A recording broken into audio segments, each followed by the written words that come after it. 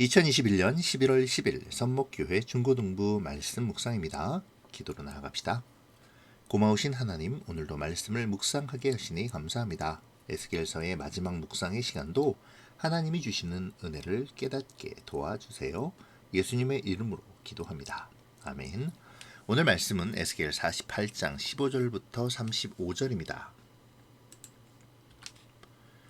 나머지 땅 곧 너비가 2.5km가량이요 길이가 12.5km인 땅은 그 성의 일반적인 용도로 사용할 것이며 주로 집을 짓거나 목초지로 사용하게 될 것이다. 그리고 성은 땅 한가운데에 있어야 한다. 성의 크기는 다음과 같다. 북쪽의 길이는 2.25km가량, 남쪽의 길이도 2.25km가량, 동쪽의 길이도 2.25km가량, 서쪽의 길이도 2.25km가량이다.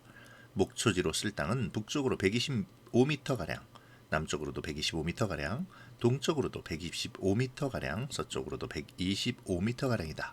거룩하게 구별한 땅과 붙어있는 나머지 땅은 동쪽으로 5km이고 서쪽으로도 5km이며 이 땅에서 생산되는 것들은 성에서 일하는 사람들의 양식으로 주어져야 한다.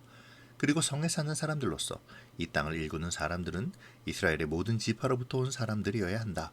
이 전체 지역은 사방이 12.5km 되는 정사각형이다.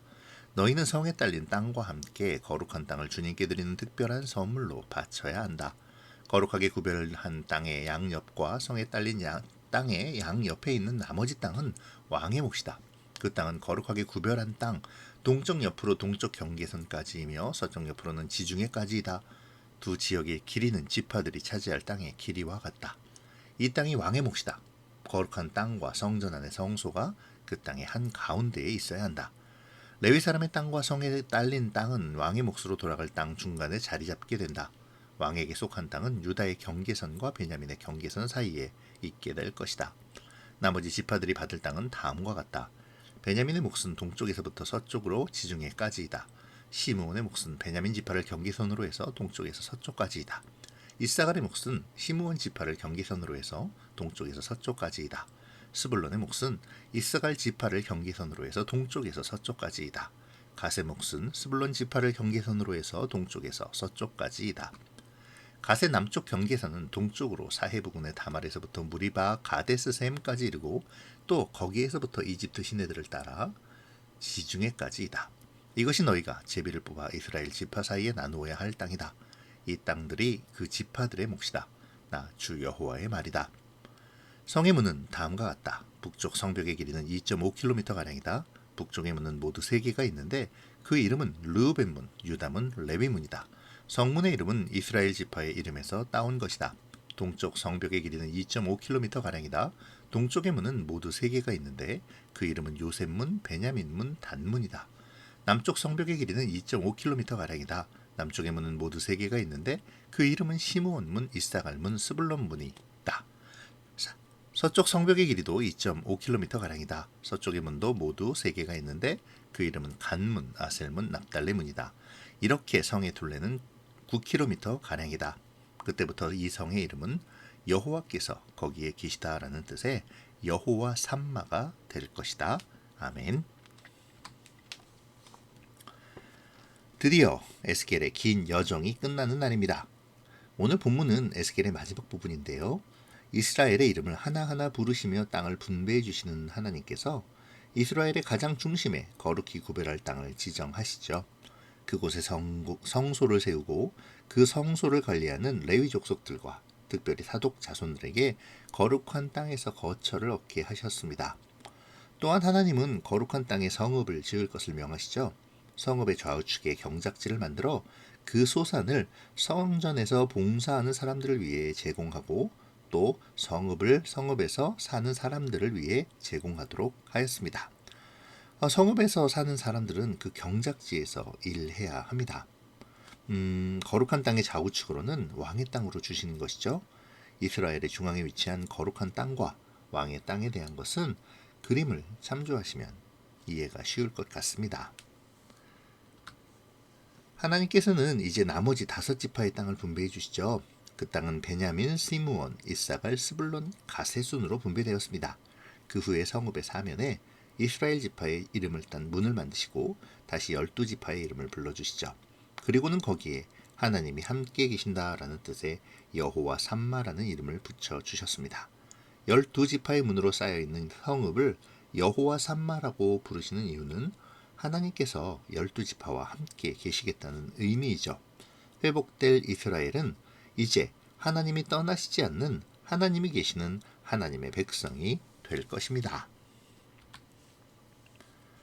오늘 본문의 주요한 내용 중 하나는 이스라엘이 회복할 땅의 그 중심에 거룩한 땅이 있다는 것입니다.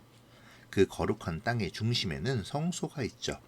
하나님은 거기에 내가 있다고 말씀하십니다. 이스라엘의 공동의 소유인 성읍에 이스라엘의 12지파의 이름이 있는 그곳에 하나님이 계시겠다고 선언하시죠. 이것은 이스라엘의 중심에 하나님이 거하신다는 말입니다. 거룩하신 하나님이 이스라엘의 중심에 계십니다. 이것은 무엇을 의미하는 것일까요? 하나님의 백성인 우리의 중심에 하나님이 계신다라는 의미입니다. 우리 중심에 하나님이 계셔야 한다는 것이죠. 사랑하는 친구들, 오늘 지금 이 순간 우리의 마음을 좀 들여다 볼까요? 나의 중심에는 누가 좌정에 계십니까? 내 마음의 중심에 하나님이 계십니까? 하나님께서 나의 길잡이가 되시며 인도자가 되셔서 나의 삶이 인도되고 있나요? 나는 그 인도하심에 순종하고 있는지요? 이스라엘의 중심에는 하나님이 계십니다. 하나님은 그곳을 여호와 삼마라고 하셨죠. 우리의 마음이 여호와 삼마, 하나님이 계시는 거룩한 땅이기를 소원합니다. 사랑하는 친구들, 어려웠던 에스겔서가 드디어 대단원의 막을 내리죠. 어려운 주제이고 환상과 상징이 가득해서 이해하기가 쉽지는 않았었지만 에스겔서에서의 주제는 한결같았습니다. 내가 여호와인 줄 알리라. 곧 하나님이 누구신지를 알게 하시기 위해 에스겔서를 우리에게 주셨다는 것이죠. 오늘 에스겔서의 묵상을 마치며 우리에게 하나님이 누구신가를 다시 한번 깊이 묵상해 보아야겠습니다. 나에게 하나님은 어떤 분이십니까? 이 명제가 세워지지 않으면 오늘 우리가 묵상한 그 내용들이 모두 허사가 될 것입니다. 하나님이 아니신다면 여호와 삼마, 여호와가 거기에 계시면서 나를 도우시는 것이 무슨 의미가 있겠습니까?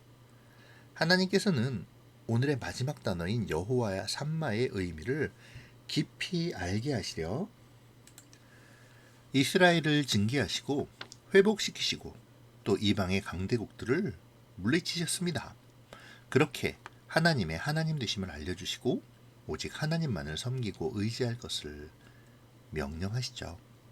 그 권능의 하나님, 능력의 하나님, 사랑과 은혜의 하나님, 세상을 지으시고 다스리시는 전지전능하신 하나님이 오늘 우리의 중심에서 함께 하신다고 선언하십니다.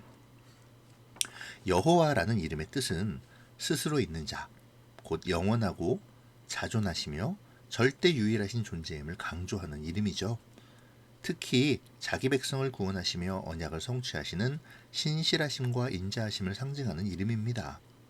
나는 그 여호와 하나님을 알고 있습니까? 그 언약을, 나를 향하신 계획을 신뢰하고 있는지요? 나와 함께 하시는 임마누엘의 하나님, 그 하나님이 나의 하나님이시기를, 나의 여호와이시기를 소원합니다. 전능하시고 모든 지각에 뛰어나시며 세상의 주인이신 하나님, 그 하나님께서 지금 여기에 나와 함께 하심을 확신하며 승리의 삶을 살아가는 우리들이 되기를 축복합니다. 기도로 마치겠습니다. 좋으신 하나님, 에스겔의 말씀을 묵상하며 하나님이 누구신지 알게 하시고 그 하나님이 나와 함께 하심을 오늘 본문을 통해 알게 하시니 감사합니다. 전능하신 하나님, 세상을 다스리시는 그 하나님이 나의 이름을 부르심을 기억하며 하나님이 거하시는 하나님의 사람으로서 세상에서 하나님의 영광을 드러내는 우리가 될 수 있도록 도와주세요. 예수님의 이름으로 기도합니다. 아멘. 사랑하고 축복합니다.